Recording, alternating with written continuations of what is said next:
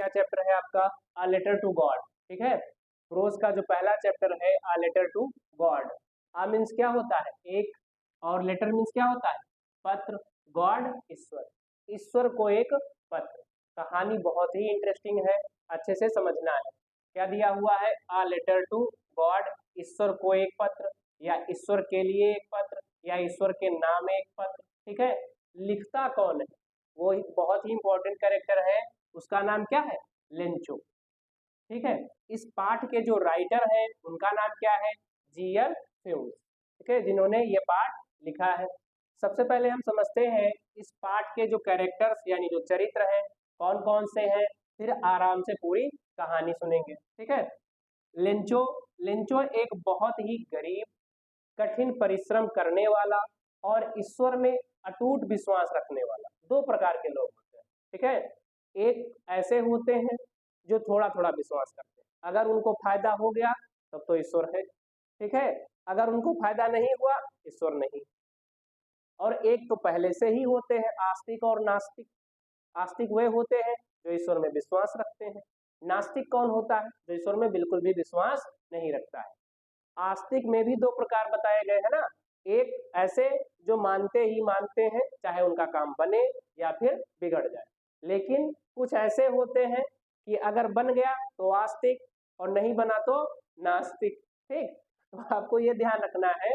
यहाँ पर जो लेंचो है उसका एक ही सिद्धांत है, उसके साथ जो भी घटना घटित हो रही, उसके साथ जो भी अच्छा हो रहा, जो भी बुरा हो रहा, ठीक है, फिर भी वह ईश्वर में अटूट विश्वास रखता है और वह अपने खेतों में बहुत ही मेहनत से कार्य करता है, जैसे कि बैल काम करते हैं। बैल का मतलब समझते हैं? ठीक है, बैल क्या होता है? जिसको केवल और केवल अपने काम से मतलब होता है। अगर आप उसको हल चलाने के लिए प्रारंभ कर देते हैं तो वो चलते रहते हैं। ठीक है, बस आप उनको पीटते रहो, वो चलते रहेंगे। लेकिन तुम्हारे साथ अगर ऐसा किया जाए, क्या ऐसा हो पाएगा कि पूरा दिन आज तुमको पढ़ना है, ना पढ़ोगे तो मारे जाओगे? तो मारने पर भी आप नहीं पढ़ोगे, क्योंकि आपकी एक लिमिट है। और आप लिमिट इसलिए है क्योंकि आप क्या है? इंसान है, और वो क्या है? जानवर है। उनके पास समझने की शक्ति नहीं होती है। आई बात समझ में? ठीक है, तो लेंचो के भी कुछ गुण ऐसे हैं कि वह बहुत ही मेहनत करता है, ज्यादा अपने मस्तिष्क का इस्तेमाल ना करके वह अपने कार्य को पूर्ण करने में पूरा विश्वास रखता है, और वह अपने खेतों में एक बैल की प्रकार से कार्य करता है। ठीक, क्या क्या क्वालिटीज है उसकी? सबसे पहली चीज तो यह है कि वह ईश्वर में बहुत ज्यादा विश्वास रखने वाला व्यक्ति है। दूसरा, वह कठिन परिश्रम करने वाला व्यक्ति है, और एक ऐसी चीज है अर्थात वो क्या है? बहुत गरीब। ये कौन था? लेंचो। दूसरा कैरेक्टर कौन है? लेंचोज वाइफ, लेंचो की पत्नी। लेंचो की पत्नी, लेंचो की पत्नी भी एक धार्मिक महिला है। लेंचो की पत्नी भी क्या है? धार्मिक महिला है। ठीक है, अर्थात वह भी ईश्वर में विश्वास करने वाली महिला है। उसका कोई विशेष रोल नहीं है कहानी में। ठीक है, लेकिन सबसे ज्यादा जो इम्पोर्टेंट कैरेक्टर है वो कौन है इसमें? लेंचो। और जो दूसरा इम्पोर्टेंट कैरेक्टर है वो कौन है? Post master. ठीक, लेंचो की पत्नी के बारे में हमने जान लिया, बाकी जब आप कहानी सुनेंगे तो आपको क्लियर हो जाएगा कि इसका क्या रोल है इसमें। अंतिम और इम्पोर्टेंट कैरेक्टर कौन है? Post master. ठीक है, यह एक बहुत ही मोटा, ठीक है, इसको कह सकते हो हेल्थ ज्यादा होना, थोड़ा सा मोटा होना, एक मोटा मैत्रीपूर्ण।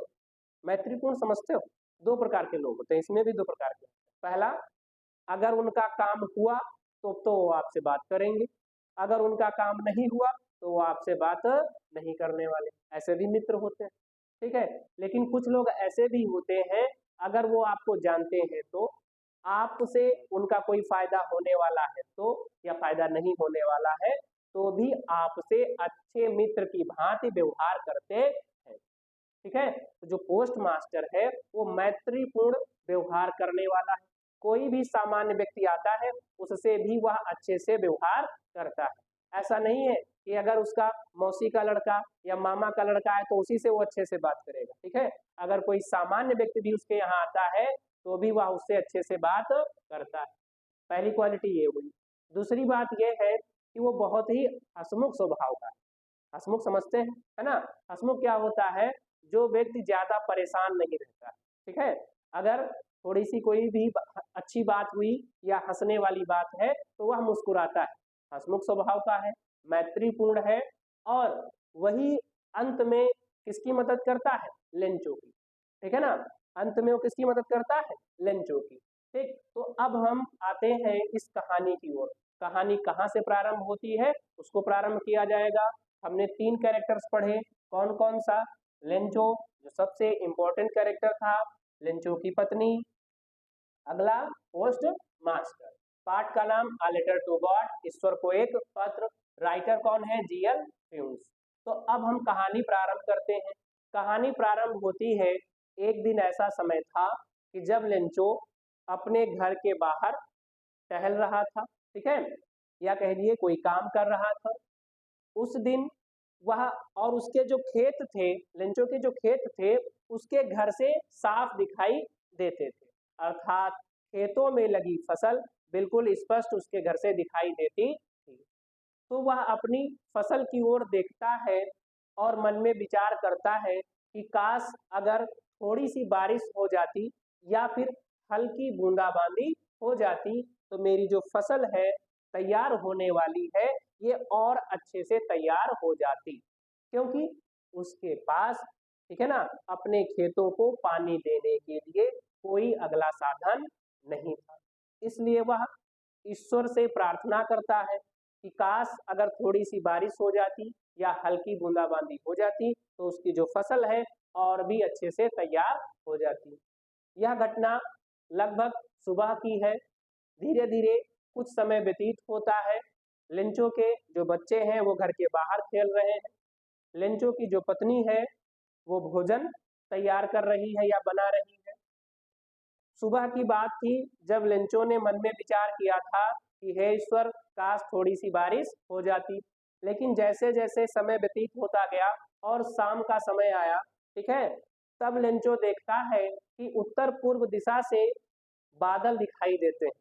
बादल का मतलब ये हुआ कि ऐसा लग रहा था मानो उत्तर पूर्व दिशा से बारिश होना प्रारंभ हो सकती है, ठीक है।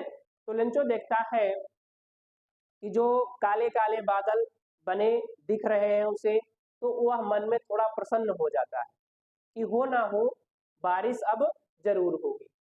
फिर कुछ समय बाद हल्की बूंदे गिरना प्रारंभ हो जाती है। जैसे कि जब बारिश होती है तो प्रारंभ में एक आध बूंदे गिरती हैं तो हमें पता चल जाता है कि हाँ बारिश होने वाली है। या अगर तूफान आना होता है तो पहले थोड़ा सा धीरे धीरे हवाएं चलती हैं, ठीक है, उसके बाद तेज हो जाती है। वैसे ही बारिश के पहले हल्की बूंदाबांदी प्रारंभ होती है। लेंचो जो कि घर के बाहर था, उसके शरीर पर जब वो बूंदे पड़ती हैं तो उसको बहुत ही अच्छा लगता है। क्यों अच्छा लगता है? क्योंकि उसे इतनी ज्यादा प्रसन्नता है कि आज उसके खेतों को जो कि पानी की आवश्यकता थी वह पूरी होने वाली है, इसलिए वह प्रसन्न हो जाता है। धीरे धीरे जो बूंदे हैं थोड़ा और बड़ी हो जाती हैं। तो लेंचो जो छोटी बूंदे हैं उन्हें छोटे सिक्के का रूप देता है और जो बड़ी भी बूंदे हैं उनको बड़े सिक्के का रूप देता है, और साथ में बहुत प्रसन्न भी होता है। प्रसन्न इसलिए है क्योंकि उसकी फसल बिल्कुल तैयार होने वाली थी। धीरे धीरे बारिश की मात्रा बढ़ती जाती है, ठीक है ना, धीरे धीरे बारिश की मात्रा बढ़ती जाती है और बारिश के साथ साथ तेज हवाएं चलना भी प्रारंभ हो जाती है। तेज हवाएं चलने लगती हैं, बारिश की मात्रा भी बढ़ने लगती है और बारिश की मात्रा इतनी ज्यादा बढ़ जाती है कि साथ में ओले गिरना भी प्रारंभ हो जाते हैं। ओले तो आप समझते ही होंगे, ठीक है, हर बार गिरते हैं, इधर 2 साल से बराबर गिर रहे हैं। अब की बार तो केवल 10 से 15 मिनट तक ओले ही ओले गिरे थे, ठीक है ना, तो बराबर गिरे थे। अब इसमें भी बारिश के साथ में कुछ ओले आना प्रारंभ हो जाते हैं, अर्थात बारिश की मात्रा भी बढ़ती जा रही है और ओलों की मात्रा भी बढ़ती जा रही है। अब लेंचो को थोड़ा सा दुख होता है कि अरे अब अगर ये ओले ज्यादा से ज्यादा गिरेंगे तो मेरी जो फसल है तैयार होने वाली है वो क्या हो जाएगी? नष्ट हो जाएगी। लेकिन आपके कहने या न कहने से तो कुछ होने वाला नहीं, है ना। ऊपर अगर बटन दब गया तो फिर वैसे चलता रहेगा, ठीक है। तो वहां तो बटन दब चुका है, अब बराबर बारिश भी हो रही है, तेज हवाएं भी चल रही हैं और ओले भी गिर रहे हैं। इतने ज्यादा ओले गिरे कि जो लेंचो की फसल तैयार होने वाली थी वो बिल्कुल नष्ट हो चुकी, और फसल के ऊपर नमक की एक जैसे परत बिछा दी जाती है वैसे ओले पड़े हुए थे। धीरे धीरे जब बारिश की मात्रा या ओले की मात्रा कम पड़ती है तो लेंचो अपने खेतों की तरफ जाता है और वहां ओलों को देखता है तो वह बहुत ज्यादा दुखी होता है और मन में विचार करता है कि इस वर्ष हमें भूखे ही रहना पड़ेगा। ऐसा इसलिए क्योंकि जो फसल तैयार होने वाली थी वो पूरे तरीके से क्या हो चुकी है, नष्ट हो चुकी है। इसलिए वह विचार करता है कि अब की वर्ष हमें क्या रहना पड़ेगा, भूखे रहना पड़ेगा, क्योंकि तूफान और ओले के द्वारा हमारी जो फसल है वो पूरी बर्बाद हो चुकी है। उसके बच्चे भी वहां पर पहुंचते हैं, ठीक है। तो वह अपने बच्चों से कहता है कि अब की वर्ष हमें भूखे ही रहना पड़ेगा। लेकिन कुछ समय बाद उसके मन में कुछ नए विचार आते हैं और वह कहता है कि नहीं, ऐसा नहीं है, ईश्वर कभी किसी को भूखा नहीं मारता है। क्यों? क्योंकि लेंचो को ईश्वर में विश्वास था। लेंचो को ईश्वर में विश्वास था, इसीलिए लेंचो ने ऐसी बात कही और वह मन में विचार कर लेता है ईश्वर को एक पत्र लिखने का।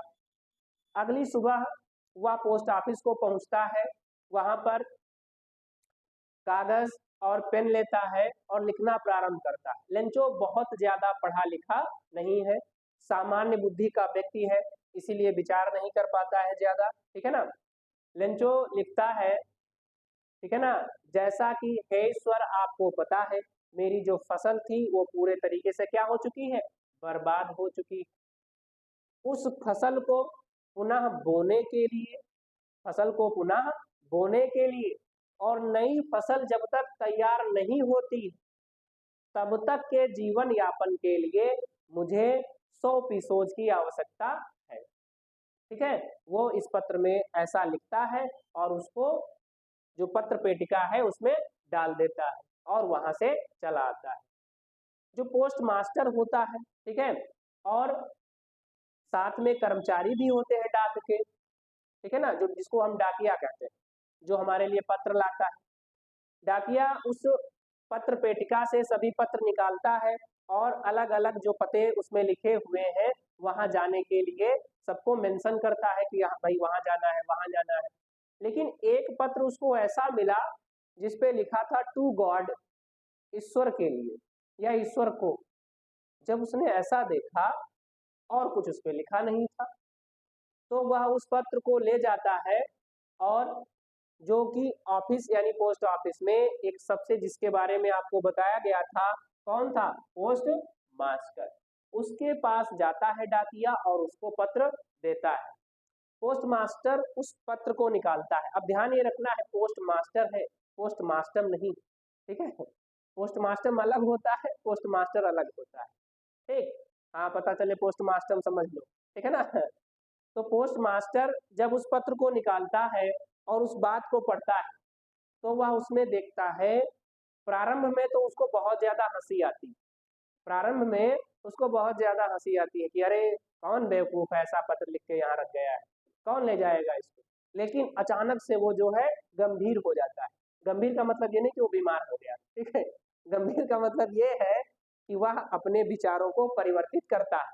क्या कहते हैं, सीरियस। सीरियस का मतलब ये भी होता है कि आप किसी बात को लेकर या किसी भाव को लेकर थोड़ा सा समझदारी दिखाना प्रारंभ करते हैं तो उसको भी सीरियस कहा जाता है।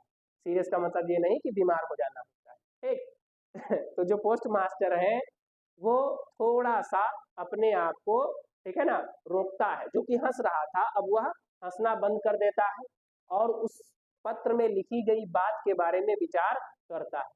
जब वह उस बात के बारे में विचार करता है तो उसको एक बात समझ ये आती है कि जिस व्यक्ति ने ये पत्र लिखा है उस व्यक्ति का ईश्वर में कितना ज्यादा विश्वास रहा होगा। तो वह मन ही मन में ये तय कर लेता है कि मुझे अब उस व्यक्ति की क्या करनी है, मदद करनी है। उस व्यक्ति की क्या करनी है, मदद करनी है। जिसने ये पत्र लिखा है। तो वह व्यक्ति अर्थात पोस्टमास्टर जो है ना, क्या कहेंगे आप, पोस्टमास्टर की पोस्टमास्टर, पोस्ट मास्टर, ठीक है, ध्यान रखिएगा। पोस्ट मास्टर मन में विचार करता है कि हमें जिस भी प्रकार से हो सकेगा और जितना ज्यादा हो सकेगा हम उस व्यक्ति की क्या करेंगे, मदद करेंगे। तो वह अपने वेतन का कुछ भाग और वहां पर कार्य करने वाले सभी कर्मचारियों से थोड़ा थोड़ा दान करने के लिए कहता है और उस धन को इकट्ठा करता है। इकट्ठा होने के बाद वह धन अभी पर्याप्त नहीं हुआ है, अभी मात्र 70% ही इकट्ठा हुए थे और उनकी अब क्षमता नहीं थी। इसलिए उसने क्या किया, एक पत्र लिखा और उसमें कितने रुपए रख दिए, कितने एपिसोड रख दिए गए, 70 एपिसोड रख दिए गए, ठीक है, और उसको पत्र पेटिका में डाल दिया गया। अगली सुबह लेंचो को इतना विश्वास था कि रात में वो सही से सो नहीं पाए, बस ये सोच रहे थे कितनी जल्दी सुबह हो और मैं कहाँ पहुंचूं, पोस्ट ऑफिस। सुबह हुई, लेंचो वहां आते हैं और वहां पर एक जो कर्मचारी होता है उससे पूछते हैं कि क्या मेरे नाम कोई पत्र आया है। तो वह कर्मचारी उनसे झिझकते हुए पूछता है, क्या आपका नाम लेंचो है? तो कहता है हाँ। तो वह उसे देखता है और अचंभित रहता है कर्मचारी, ठीक है। लेकिन लेंचो को इस बात से कोई फर्क नहीं पड़ने वाला था कि वहां के कर्मचारी उसे किस भाव से देख रहे हैं या कैसा विचार कर रहे हैं।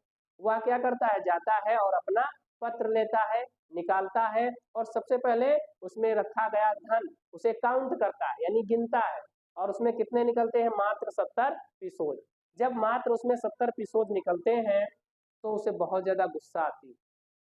गुस्सा किस पे आती है, ईश्वर पे नहीं आती है। वो भी बहुत समझदार है, देखना वो क्या विचार करता है कि हो ना हो ईश्वर ने 100 एपिसोड भेजे होंगे, लेकिन यहाँ के जो कर्मचारी हैं ये सब क्या है, चोर है। यहाँ के कर्मचारी क्या है, चोर है, ठीक है, और इन्होंने ही उसमें से कुछ धन निकाल लिया है।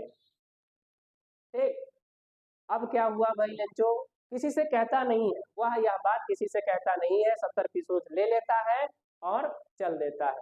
चलने के पहले फिर उसके मन में आता है कि क्यों ना मैं एक पत्र और लिखूं।